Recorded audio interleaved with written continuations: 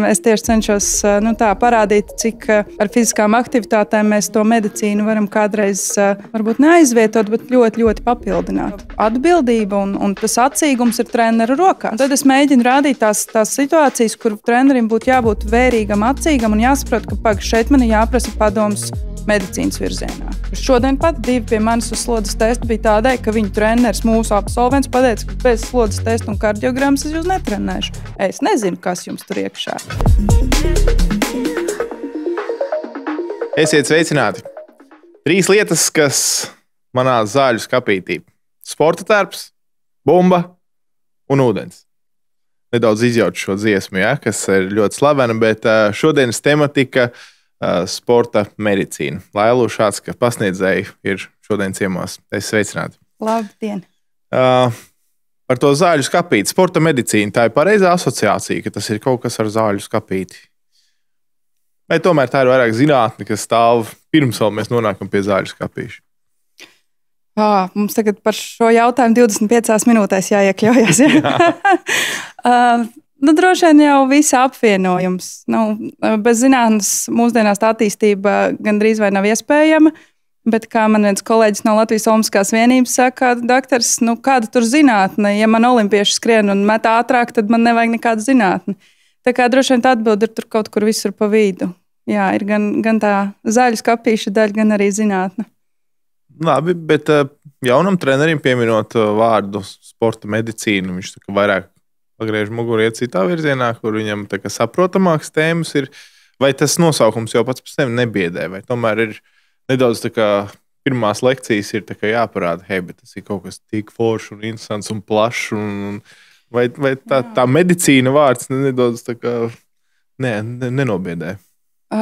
Es nekad neesmu domājis, vai nobiedē. Es parasti pirmā lekcijā saku, ka ļoti atvainojiet, man pašai liekas, ka sporta medicīna ir visforšākā, visinteresantākā un ka viss, ko es stāstu, ir ļoti svarīgi. Ja jums tā nešķiet, lūdzu piedodiet, jums nāksies klausīt, jo man pašai tiešām šķiet, ka tas viss ir ļoti aizraujoši interesanti. Kur tā medicīna tāda fundamentāli sāk biedēt, es nezinu, bet tad jāsaka, ka es lekcijās mēģinu pagriezt to, ka sports ir medicīna. Mēs runājam par zāļu skapīti un runājam arī par tādām tiešām saslimšanām, bet es tiešām cenšos popularizēt un skalot iekšā to narratīvu, ka exercise is medicine, ka sports un fiziskā aktivitāte pat par sevi ir medicīna. Un tad mēs runājam jau niansēs par to, kāda slodze vairāk, mazāk, ilgāk, īsāku brīdi, tur vairāk spēks, vairāk izturība. Kas tad kurā virzienā, kā medicīna nostrādā un kur varbūt tās robežas sāk jau tuvoties. Bet es ļoti ceru, ka nebiedē tā medicīnas daļa, jo es tieši cenšos parādīt, cik ar fiziskām aktivitātēm mēs to medicīnu varam kādreiz varbūt neaizvietot, bet ļoti, ļoti papildināt. No dopinga šī vārda ir jābaidās vai jāmēģina to sadraudzēties, iepazīt? Baidīties nevajag. Es laikam par tām bailēm velku, ne? Jā, es saprotu, un tā nav slikta lieta, un es lekcijās arī mēģinu nobiedēt, kas notiek, ja jūs esat nesaprātīgi un, teiksim tā, bravūrīgi un pārgalvīgi. Jā, mēs par to arī runājam. Bet ar dopingu es nemēģinu biedēt, bet es rādu vienkārši dzīves piemērus. Mēs runājam par konkrētiem gadījumiem, ar ko es esmu saskārusies ikdienā, kur ir cilvēki spēlējušies ar aizliegtām vielām un kādas no tā ir sekas. Bet tā baidīšanās... Ir piemērs? Jā, redziet, mūsdienās, kas ir tās biežākās lietas, mildrināts. Un mildrināts ir aizliegts, un viņu nav jālieto tiem, kas... Nesen viņa aizliedz. Piemēram, tagad Janiks Sinera gadījums, ka viņš saka, ka viņam caur masāžu ir nonākušas tam, tu tici? Tās vielas? Godīgi, es laikam tā kā negribu runāt par ticību, neticību. Tas nav ticības jautājums, ir konkrēts pārbaudas, un tās tiek veiktas, un nepavēlti ir institūcijas, kas to kontrolē, lai tas paliek atbildīgo iestāžu ziņā. Tas, ka caur ādu kaut kādas vielas var nokļūt, arī asinsritē, jautājums, cik lielās devās.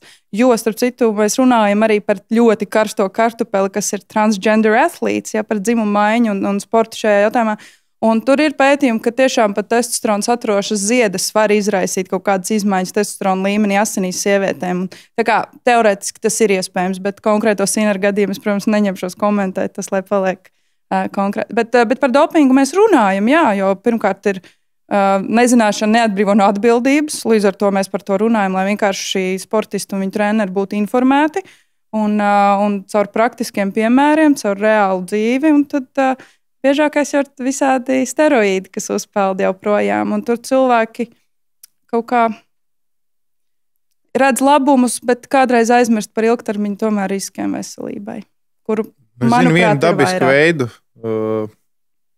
Kā es nezinu, vai tagad vispār kaut kāds to dara, vai vispār tas ieguldījums, tas iegūms ir tik liels.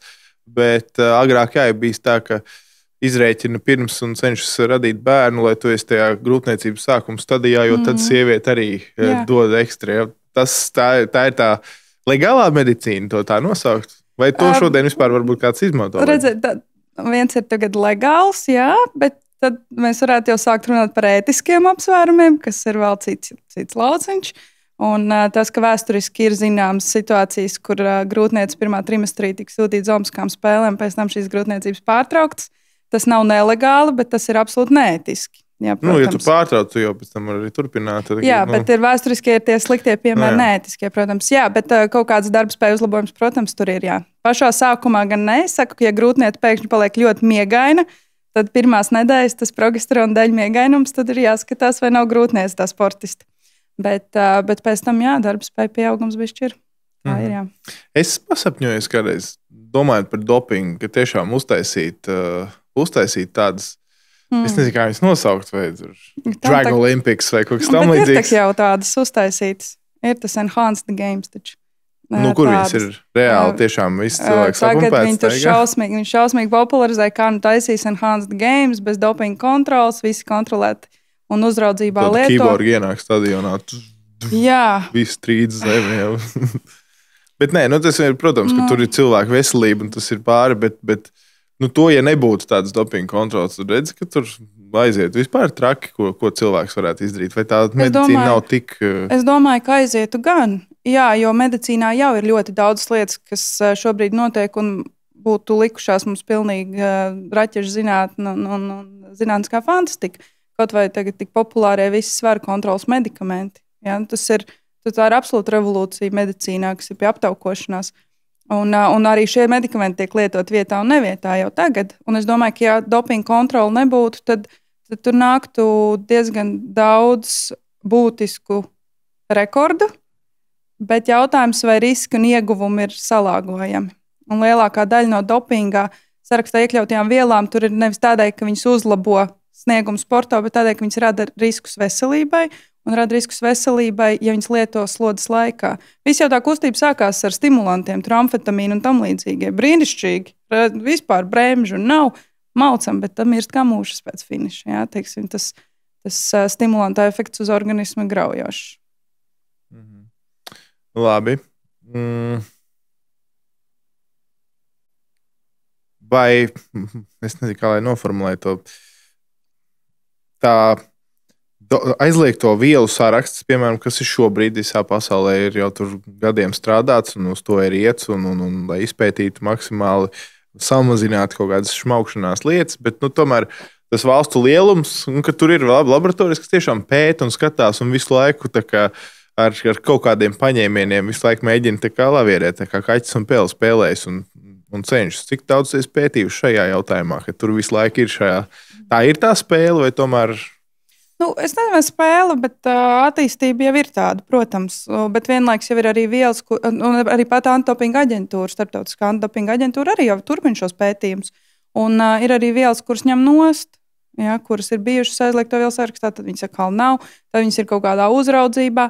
Tā kā, es nezinu, vai spēle, bet jā, protams, ir tie, kuri ir gatavi uzvarēt, lai vai kas, vienalga kādu cenu. Un tad ir tie, kuri mēģina salāgot to ar veselīgumu, ar riskiem, ar ētiskiem apsvērumiem, ar likumdošanu, ar vispārējo. Jā, tā kā tas, es domāju, ir absolūti klātesošs, protams. Man bija viens treneris, kurš kā joks teica, lai mēs esam tik maz nācija, ka mums ir jāzina antidopinga noteikumi. Es nezinu, vai tā ir taisnība, bet varbūt kaut kur tā ēnas puse ir visu laiku klātesoša. Labi, tā sadala tādu sportistu kā apli. Tur, protams, tur talants, tur darba spējas, cik daudz iegūt, tur uzturs, tur anatomija un tā.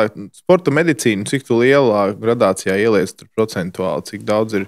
pirmkārt jāizpēta savs ķermenis, tur biomehānika, ja tas iet zem medicīnas vispār, tavu spējas, tavu ķermeņa uzbūve, kā tev tur vielmaiņa, kāda ir tur asins, kā reaģē uz kaut kādu, respektīvi, jā, iedod to sajūtu, cik ļoti tā sporta medicīna sevis izpētē sportistam, kurš iet tādu nopietnu ceļu, ir ļoti būtiski, lai tu tiešām analizētu kaut kādus datus, iet pie dažādiem speciālistiem un mēģinātu iepazīt tas savus kaut kādas. Procentuāli nekad neesmu domājis, un droši vien tādu vienu kaut kādu procentu arī nevarēšu iedot. Bet ir cilvēki, sportisti, kas tā tiešām arī nenormāli pievērš uzmanību tam, kāds ir. Jā, protams. Pirmais jau pareizi arī pieminēja patiesībā jautājums, kas tad ir zem tās sporta medicīnas. Ja mēs tur apakšā liekam visu, kas ir arī sporta fizioloģija, kura pārslīd jau uz sporta medicīnu, kas ir slodzes testi, vienalga vai tie ir laboratorijas vai tagad, teiksim, lauka testi un field testings, tagad Tour de France notiek, vai ne? Visi dzīvē dati mums ir redzami, mēs sekojam līdz pulsi, laktāti, glikozes, vēl kaut kas.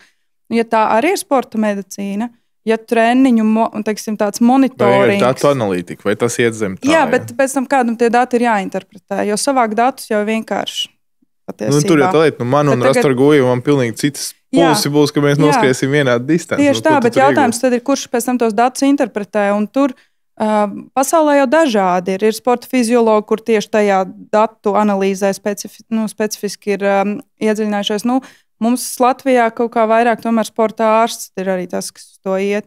Un tad jau es teiktu, ka tā sporta medicīna ir milzīga, jo arī traumatoloģija, sporta traumatoloģija, tur ir nākamais sporta kardioloģija, vēl nākamais. Ja mums Latvijā sporta kardiologi ir ļoti, ļoti maz, kuri ļoti specifiski spēj saprast un interpretēt izmaiņas, kas varbūt parastam mirstīgajam nav norma, bet sportistam tā ir absolūta norma. Ja mēs paskatītos Tomas Kuiņa kardiogrammu un viņa sirds, teiksim, ehokardiogrāfiju, tur kardiologs atķer galvu un šausmās vaimanā, bet kur viņš šobrīd atrodas? Tas ir viņa, teiksim, panākumu daļa no procentiem. Tā kā es teiktu, ka tā sporta medicīna ne jau, protams, 100%, bet ļoti, ļoti liela daļa.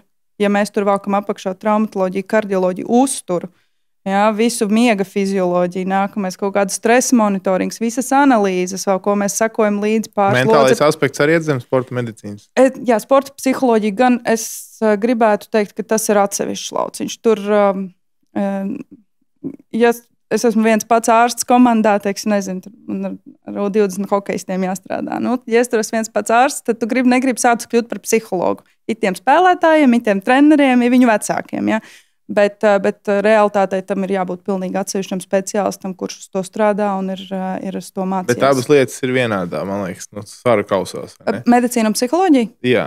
Tajā brīdī, piemēram, mēs tagad salīdzinām ar, labi, to mums kuģiņam ir jāmin, bet, piemēram, ja tev ir augstākais puls un tev viss tur ir bijis labi ar uzturu, ar treniņu daudz un viss, kas iet zem medicīnas, un tad ir tas psiholoģiskais, un tev ir izšķirošais metiens jāmet. Jā, to neviena medicīna nevar. Protams. Tas tev ir vienkārši. Protams. Bet tā medicīna veido to pārliecību, manuprāt. Ne?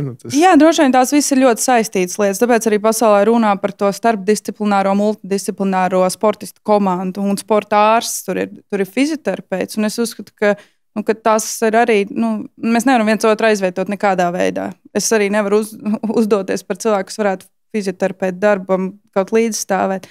Un līdz ar to ir ļoti svarīgi, ka ir visi šie speciālisti. Teiksim, pamatdarbā Olimpiskā vienībā arī gandrīz katru dienu ir situācija, kad ir slodzes testa rezultāti, un es prasu saviem kolēģiem, hei, bet ko tu par šito domā, ko tu par šo domā? Un tajā multidisciplinārajā sadarbībā tur jau rodās īstenībā tā vislabākā rezultāta iespēja. Un es piekrītu, ka var sākt no medicīnas viedokļa visu perfekti, bet ja nav uzvarētāji sportistu psiholoģijas pamatā, tad arī labs pulss neko nedos, protams. Tā ir. Bet var būt ļoti bravūrīgs un pārliecināts, bet ja tu neesi trenējies, tad droši vien arī nekas nesanāks. Tā kā tur ir jābūt visam. Par to, ko tu vēlēsi nodot studentiem un jaunajiem treneriem, tādā salīdzinoši īsā programmā, salikt tik sarežģītu tēmu, kas ir tas svarīgākais, ko tu vēlēsi nodot? Jā. Parasti ir tā, ka mēs ar sporta fizioloģijas pasniedzēju pirmkārt ļoti saskaņojam, lai sanāk, ka viņi jau ir stāstījuši, profesori Plakana jau ir stāstījusi fizioloģijas daļu pirms manis, Lai tā kā es ķeros jau tā kā pie medicīnas vai tādām specifiskām lietām, viņiem jau tādas pamatlietas ir zināmas. Bet sporta medicīnā es pirmkārt rādu to fizioloģijas robežu, kur tā pelēkā zona sāk veidoties. Un otra lieta, es jau es nevienu brīdi nestāstu sporta medicīnu ar domu, ka kāds tagad to sporta medicīnu praktizēs. Mans uzdevums, manuprāt, ir parādīt sarkanos karogus. Kas ir tās situācijas, kur trenerim ir jābūt vērīgam? Jo tas, ko es arī viņiem saku, man liekas, pirmā lekcijā, cik no jums ir sporta ārsts pieejams? Tur kāds kautrīgi paceļ varbūt roku, bet realitātē nav. Tas nozīmē, ka atbildība un tas atsīgums ir treneru rokās. Viņiem nav jāzina, kā problēma varbūt risināt, bet viņiem ir jābūt spējīgiem pamanīt, ka, hei, šitas izskatās aizdomīgi. Nē, šitā nav jābūt. Nē, kāpēc mums visu trenējamies, bet kaut kas nav. Un tad es mēģinu rādīt tās situācijas, kur trenerim būtu jābūt vērīgam, atsīgam un jāsaprot, ka šeit man ir jāprasa padoms medicīnas virzienā, ka šis neizskatās tā, kā tam būtu jābūt. Tas ir galvenais, par ko mēs sporta medicīnā mēģinām runāt. Jā, protams, ir asinsrites adaptācija, smadzeņu satricinājums, viens no maniem mīļākajiem tematiem. Un tad mēs runājam tāds ar praktiskiem piemēriem, kur trenerim jābūt vērīgam. Kāpēc mīļākie? Mīļākais temats, jā. Man liekas, amerikāņu futbolu saskatījusies. Nē, hokejā strādāju. un tas smadzeņu satricinājums arī, starp citu, tagad tieši Tour de France vienkārši skatos. Pirmo reizi redzu, ka smadzeņu satricinājuma protokols riteņbraukšanā tik ļoti arī tiek forsēts. Jo tā izpratne par smadzeņu satricinājumu bišķi mainās, un hokejā ar spēlētājiem un treneriem man ir diezgan daudz darbs jāiegulda, lai radītu izpratni, ka smadzeņu satricinājums ir kas vairāk par samaņas zudumu un vemšanu, ka ir arī citi simptomi un ka tās ilgtermiņa sekas ir pietiekami nopietnas. Jā, ar plēstiem ceļiem manis pēc. Ejiet laukumā. Ar smadzeņu satricinājumiem es esmu ļoti strikta. Un mēs tur Hokeja federācijā mēģinām ieviest protokolu, apmācām trenerus. Tāpēc tāds. Un ironiskā veidā man iedeva strādāt Omskā vienībā ar bokseriem. Es tieši biju kaut kur publiski teikusi, ka man būtu ļoti grūti strādāt ar boksu smadzeņu satricinājumu filozofijas dēļ. Un kā pirmos man tieši iedeva boksers. Tādēļ man tāds interesants temats, jo tur ir daudz neskaidrību vēl, un tas tāds viss jauns ir. Bet tā ir lieta, par ko ir jārunā, jo tas ir sevišķi tiem, kas strādā ar bērniem un jauniešiem, tur ir jābūt ļoti striktiem. Ar smadzeņu satricinājumu nevajag riskēt. Ir tāds, ka ir atsevišķām valstīm savi sporta medicīnas centri. Tādi, kā pamodelēt, būsim reāli, mums arī ir sava mazais medicīnas centriņš, ko sauc par Olimpisko vienību, vai ne? Bet ir tāda situācija, kāda ir. Tev ir iespēja pafantazēt, bet būt reālai. Kas mums šobrīd Latvijas sporta vidē vēl tavuprāt pietrūkst, lai nezinu, tur zinātnieki tiešām strādā, zinu, ka tur RTU, tur uz kamaniņu sporta strādā speciālisti, skatās tur aerodinamikas un tam līdzīgas lietas. Bet tieši par tādu Latvijas elites sportistu sporta medicīnu. Jā. Nebūšu populāra, teikšu, ka droši vien viens liels pīlārs tomēr ir finansējums. Jā, bet, piemēram, pamodelējot to, ka mums ir, nezinu, kaut kādi 10 miljoni uz šo, tas pat daudz varbūt būtu. Jā, bet tad viena lieta, ko ir virziens, ir speciālisti. Mums viņu ir maz. Ir sporta ārstu, ir maz, un teiksim, pat ne tik sporta ārstu, bet arī fiziologi, cilvēki, kas nāk iekšā un ar tādu ļoti dziļu izpratni. Tā ir viena lieta. Un vēl viena lieta, par ko es domāju, ir teiksim, datu analīze. Tagad ar AI, teiksim, mākslīgo intelektu, ir iespēja to datu apstrādi nest citā līmenī. Mums Omskā vienībā arī mums ir superīgi karta, mums ir tāds arhīvs. Un man ļoti, mums ar doktoru Kaupu tāds samats, ka mēs to visu varētu salikt tādā baigā datu bāzē, kas mums iedod ilgtermiņa normas, kaut kādas vecuma grupas, sporta veids, dzimums, ķermeņa masas indeks. Un tad mēs skatāmies šitā, ir darīts tas, tik daudz treniņu stundas, mēs ejam uz to. Kaut kā man liekas, ka tā datu analīzē ir atsevišķi speciālisti, bet mums vajadzētu kaut kā tā kopā vairāk. Tad arī bērnu slimnīcas, bērnu visu sporta medicīnas centru, to datu bāzi ņemam, analizējam, ejam uz to. Atsevišķi jau tādu Covid laiku pavērot, ne? Kā tas uz ko tas velk, jo Liepājā ļoti labi ir grupa, kas strādā un analizē bērnus jauniešus, un viņiem ir labas idejas, kuras es ceru, ka arī ieviesīs praksē. Bet kaut kā mums bišķi kaut kā tā kā sadrumstalojās viss tas. Un tas pats ir arī zinātnes virzienā. Ir labi, ka tagad ir lielā valsts pētījuma programma, kur visas lielās universitātes strādā kopā, bet man šķiet, ka šādu virzienu vajadzētu turēt ilgtermiņā. Nu tā, nevis mēģināt to pīrāgu sadalīt, katram tiek pa kumosam, bet tā fundamentāli iet un strādāt, nezinu, lielāku mērķu vārdā, kaut kā tā. Bet tas, kas notiek Olimpiskā vienībā, man jau liekas, ka tas ir ļoti kvalitatīvi. Vienīgi resursu ierobežotos apstākļos, tad jautājums, cik daudz mēs varam tur strādāt. Ar individuāliem sportistiem ļoti labi. Un vienmēr sapnis, ka kaut kā vajadzētu to visu integrēt kopā ar federācijām. Jā, kā arī sporta veidu federācijas, kas ir komandu sporta veidi. Un, kad mēs tur valkam iekšā vairāk, man ļoti gribās mans hokejistus visus notestēt, bet, tas ir kaut kas cits. Un tad nākamais jautājums ir viss, kas ir amatieru sports. Tas ir vēl nākamais. Vai viņiem visiem ir pieejams tās profilaktiskās pārbaudas, vai viņiem visiem ir pieejams labas slodzes kardiogramma, kur mēs pēc tam varam pateikt, kāda riski, kāda ieguma, ko daram, ko nedaram. Kaut kā tā, bet mēs jau gadžetus visus varam savilkt, sapirkties, bet dienas beigās jautājums par speciālistiem, kuri strādās un to visu interpretēs. Es pats no savas pieredzes atceros, ka bija tas gadījums, kad saļim viens spēlētājs entuziastu līgā, tad pēc tam mūsu komandas treneris teica, tā, visi grib spēlēt reizi gadā, atnesiet man papīru, kur jūs bijāt kardiogrammu. Bet tas bija viens gads, un pēc tam mainās treneri, mainās komandas, un tas viss pazūd. Loģiski, kamēr tas nav blakus, tev tu tā ka tam nepievērs uzmanību. Atsevišķi tēma ir amatieri, bet tur es piekrītu. Bet tā ir liela tēma patiesībā. Un mums jau visiem gribās domāt, ka, kā sporta ārstiem arī, ka mēs strādāsim tagad, un treneriem arī, ka manējais būs tur olimpiskā. Bet tā ikdiena patiesībā jau ir ar labiem amatieriem, ar entuziastiem, un tā ir ļoti, ļoti svarīga daļa. Nākamā svarīgā būs bērni, protams. Bet teiksim, tā amatieru daļa viņa ir svarīga. Un kā padarīt pieejamu tādu profilaktisku izvērtēšanu vai ko tādu, tad šeit ir tā lielā nozīme treneriem, arī tie, kas pie mums nāk mācās, lai viņi būtu prasīgi. Šodien pat 2 pie manis uz slodzes testu bija tādai, ka viņu treneris, mūsu absolvents, pateica, ka bez slodzes testu un kardiogrammas es jūs netrenēšu. Es nezinu, kas jums tur iekšā. Ja, un man, protams, gribētos vēl vairāk šos labos piemērus, ka viņi tiešām prasa šīs pārbaudas, pirmkārt veselības puses dēļ, otrkārt arī darba spēja puses dēļ. Un tad šīs abas kopā liekot, mēs visi kļūstam veselāki, laimīgāki un dzīvojam ilgāk.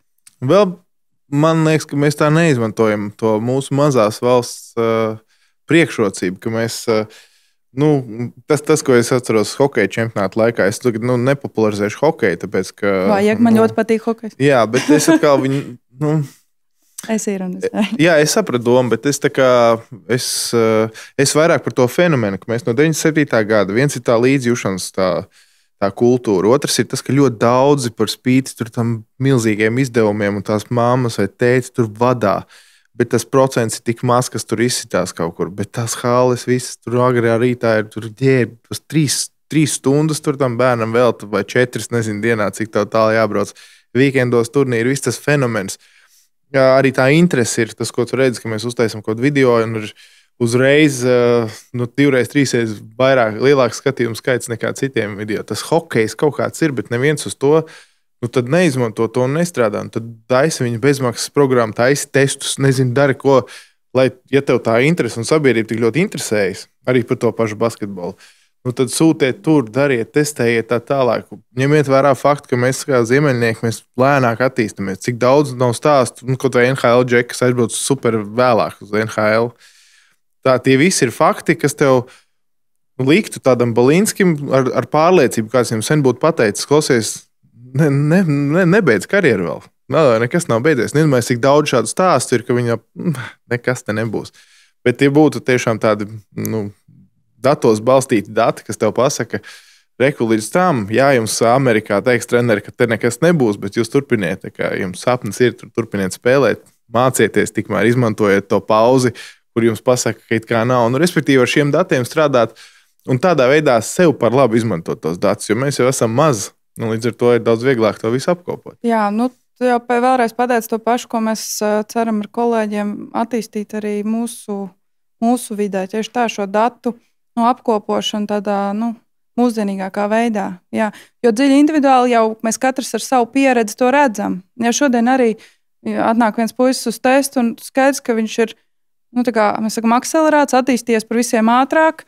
Un viņš uz to vienmēr ir maucis un visus savus vienādus no sērijas U16 spēlēs U20 čempionātā un tā tālāk. Un tagad viņš sāk sīkt ārā, un rodas jautājumi. Un tad mēs tagad mēģinām ilgtermiņā to bildi zīmēt. Un no tiem datiem jau mēs esam redzējuši tik daudz, ka mēs jau kā speciālisti individuāli šādi strādājot, redzam un varam to rekomendēt. Bet ja mēs varētu salikt šādi datus un ātrāk jau noķert situācijas, kur ir jāievirza pareizā kaut kādā celiņā, protams, tā būtu liela priekšrocība. Bet es ceru, ka tagad iet uz to, ka apvienot arī bērnu slimnīcas datus, ņemt pieejamus un likt kopā ar mums. Es domāju, ka mēs uz to ejam. Vajag sasparoties.